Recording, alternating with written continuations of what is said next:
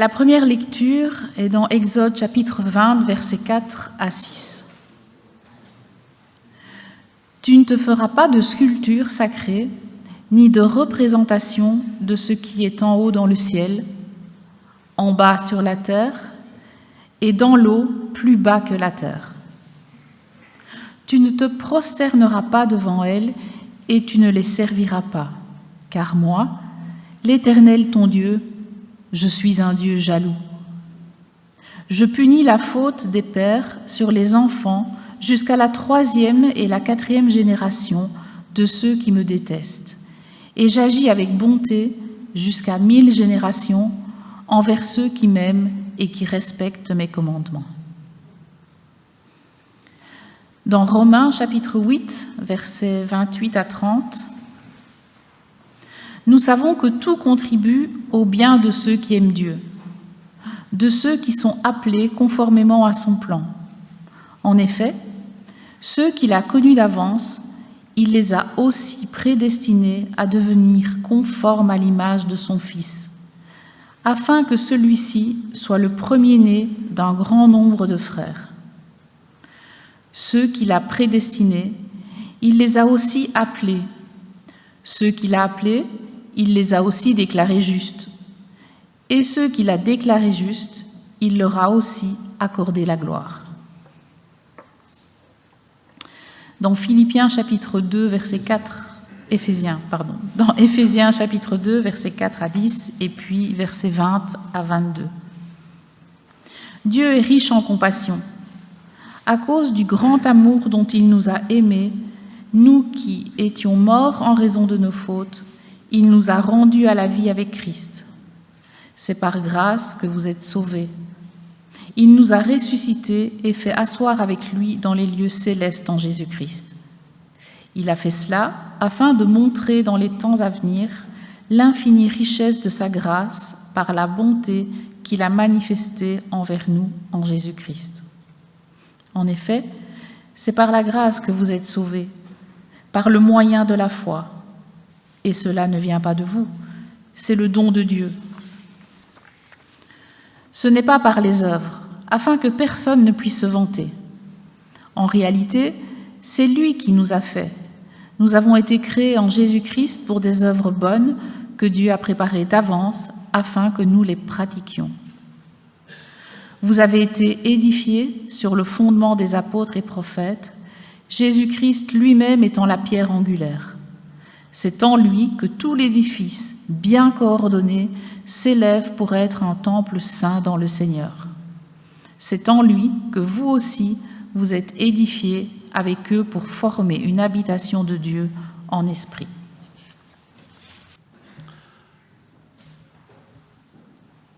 Dans son œuvre, les Métamorphoses, composées à la même époque que Jésus, l'auteur romain Ovide reprend un ensemble de récits mythologiques anciens. L'un d'eux est l'histoire d'un sculpteur appelé Pygmalion. Dégoûté par l'attitude des femmes de Chypre, je vous passe les détails, il se résout au célibat et il choisit de sculpter en ivoire la femme idéale à ses yeux. Le rêve de tout homme, hein? Je vois des yeux là qui... Il l'appela Galatée. Une fois son travail achevé, il tombe amoureux de son œuvre. Et l'histoire dit qu'Aphrodite, la déesse de l'amour, eut pitié pour lui et donna vie à Galatée pour qu'ils vivent heureux ensemble. Dans la même veine, il existe aussi une autre histoire mythologique qui a donné une expression qu'on connaît bien en français. C'est Narcisse. Narcisse qui, lui aussi, tomba amoureux de son reflet, c'est-à-dire quelque chose venant de lui, comme Pygmalion. Bien entendu, ces histoires ne sont que de pures inventions humaines, mais elles révèlent à leur manière une part de la nature humaine. Aussi loin que l'on puisse remonter, L'être humain vit une tension intérieure, une insatisfaction constante, car ce qu'il désire le plus que tout, c'est d'être à la place de Dieu et de se glorifier lui-même, d'admirer et promouvoir sa propre projection de ce qu'il considère comme bon, beau et désirable. C'est ce que Adam et Ève avaient déjà voulu dans le Jardin d'Éden en voulant se faire des dieux. Toujours aujourd'hui, et c'est dans la même veine en fait, plus l'être humain vieillit, plus il éprouve le besoin de survivre à lui-même, de laisser une belle trace qui restera après lui, une sorte de monument qu'il laissera fièrement à la postérité. Il existe toutefois deux manières bien différentes qui se présentent à lui. La première manière est celle de celui qui veut se construire tout seul. C'est une idée très à la mode aujourd'hui. Il y a quelques jours, je feuilletais un magazine où l'on présentait une femme qui, partie de rien, avait construit un empire, une grande fortune qui faisait désormais sa gloire et qui suscite l'admiration au point de l'exposer, photo à l'appui, comme un modèle à imiter. C'est un peu la personne qui, chaque jour, se sculpte elle-même en sacrifiant sa vie sur l'autel de la gloire, en poursuivant œuvre après œuvre, coup après coup, une vision personnelle de ce qui lui semble suffisamment bon, beau, pour être admiré. Elle cherche la perfection divine de sorte à recevoir l'honneur et la gloire des autres.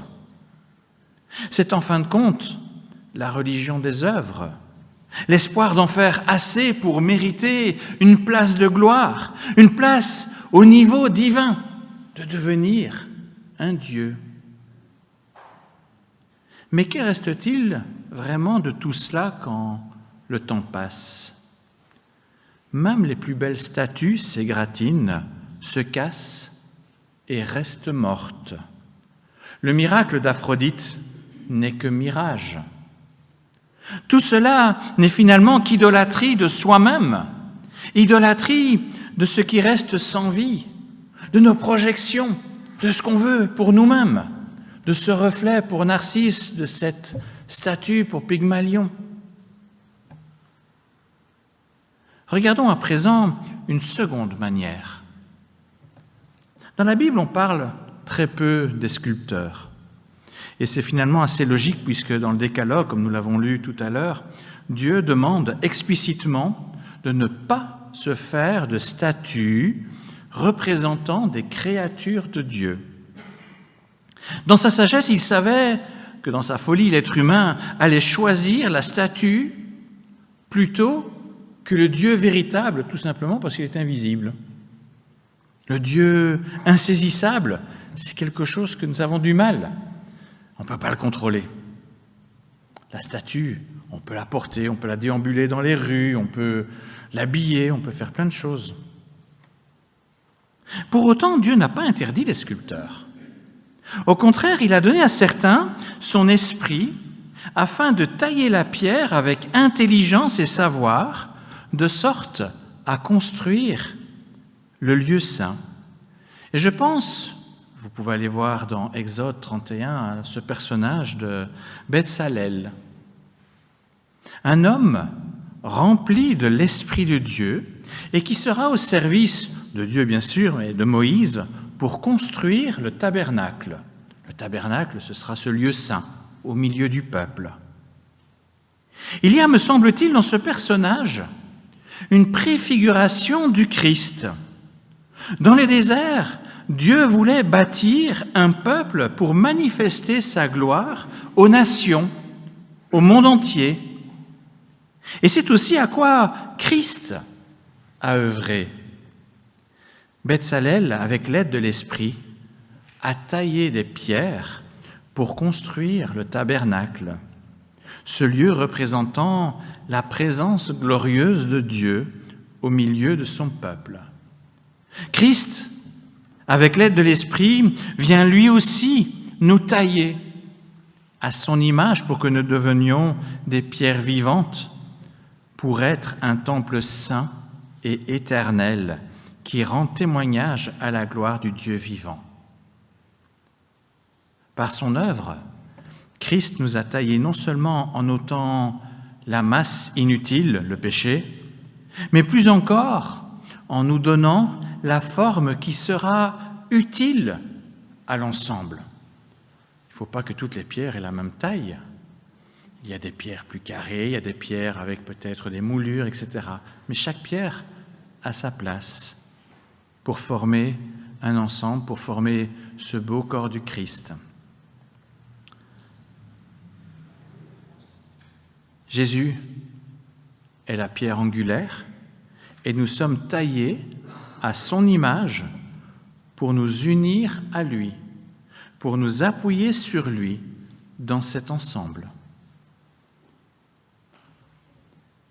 Mais peut-on vraiment comparer une belle statue à une pierre de taille destinée à la construction d'un édifice? Certes, les statues peuvent ornementer nos villes, nos avenues pour rehausser le standing d'un lieu. Cela reste néanmoins de la décoration inerte, plus ou moins temporaire, qui résiste au temps à peine plus qu'une pierre tombale. Avec Christ, les perspectives sont tout autres. Dieu n'a-t-il pas ramené Christ à la vie, ressuscité, et ne l'a-t-il pas fait asseoir dans les lieux célestes? Il est clair que dans cette perspective, ce n'est pas la simple gloire humaine, mémorielle et décorative, mais bien la gloire céleste, éternelle et royale dont on parle. Voilà tout ce qui a été donné à Christ. Notons toutefois que dans l'épître aux Éphésiens, il n'est pas dit « Dieu a ramené Christ à la vie, qu'il l'a ressuscité et qu'il l'a élevé à sa droite », même si tout cela est vrai, c'est dit ailleurs. Mais Paul écrit, et il y a une nuance intéressante ici, « Il nous a rendus à la vie, il nous a ressuscités, il nous a fait asseoir avec lui dans les lieux célestes en Jésus-Christ. » C'est ainsi que nous sommes rendus glorieux en Christ. Notre gloire vient du fait que nous sommes unis à tout jamais au Christ pour être avec lui ce temple spirituel qui rayonne de la gloire divine. Courir derrière la gloire humaine au prix de l'idolâtrie de soi-même et de ses propres pensées est somme toute tellement vain et dérisoire en comparaison à la gloire à laquelle Dieu nous prédestine en nous taillant à l'image du Christ. En guise de conclusion, je vous propose de nous arrêter encore sur un verset. C'est lui qui nous a fait, nous avons été créés en Jésus-Christ pour des œuvres bonnes que Dieu a préparées d'avance afin que nous les pratiquions. Un caillou taillé reste un caillou s'il n'est pas utilisé. Dans sa miséricorde et sa grâce, Dieu a choisi de ne pas nous rejeter, mais de nous tailler, de nous donner l'occasion d'être beaux à l'image du Christ et utile. Seul lui pouvait nous offrir cette métamorphose. Sans cette transformation radicale, tout ce que nous aurions voulu accomplir par nous-mêmes comme œuvre n'aurait jamais servi à rien. Mais puisque nous avons été taillés en pierre vivante à l'image du Christ, Dieu désire que nous puissions désormais œuvrer comme lui l'a prévu pour nous, afin que sa gloire soit manifeste devant nous. Ces œuvres, dont nous voyons l'exemple en Christ, ne sont pas déterminées par une pensée humaniste, mais inspirées par l'amour de Dieu pour l'humanité. C'est ainsi que nous passons des œuvres de peu d'intérêt à des œuvres utiles et glorieuses. Dieu désire rendre déjà visible sa gloire en nous grâce à notre nouveau cadre pour penser, notre nouvelle manière d'être et notre nouvelle façon d'agir. Peut-être que selon nos critères charnels, le service auquel nous sommes appelés nous paraisse aussi insignifiant qu'une simple pierre de taille par rapport à une illustre statue en marbre pur. Mais Dieu rend glorieux ce qui semble a priori méprisable pour les êtres humains. Cette semaine, j'ai lu un proverbe biblique qui dit, je l'ai beaucoup aimé, je me dis, je vais le mettre dans la prédication, ce qui fait la beauté d'un être humain, c'est sa bonté. Oui, il est affiché. Pour ne pas rester de simples pierres sur le côté du chantier, regardons à vivre cette bonté comme Christ l'a exercée à notre égard. Il a désiré ce qui est bon pour nous, avec un véritable amour, un amour totalement désintéressé. Il a aimé même celles et ceux qui étaient détestables. Pensez à Judas à côté. Il était détestable. Pensez à ces pharisiens ou autres qui voulaient le tuer. Ils étaient détestables. C'est aussi pour eux qu'il a donné sa vie.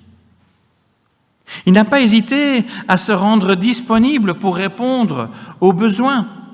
Même quand il s'éloignait pour prendre un peu de repos avec ses disciples, il n'a pas rejeté la foule. Il a entendu leurs besoins. Plus encore, il a même été jusqu'à donner sa vie pour sauver les nôtres, alors que nous ne méritions rien. Ça, c'est le modèle de bonté que nous avons en Christ, une bonté à laquelle il nous appelle. Je pense que nous avons encore tous du travail. On a de la marge. Quand il est dit que nous avons été recréés à l'image du Christ, c'est pour partager sa gloire en empruntant le même chemin de bonté que lui. Ce n'est certes pas un chemin illustre selon les critères humains, mais bel et bien un chemin qui nous mène vers la gloire éternelle. Pourquoi dès lors attendre demain pour vivre pleinement à l'image du Christ comme Dieu nous en a donné les moyens? À Dieu soit toute la gloire. Amen.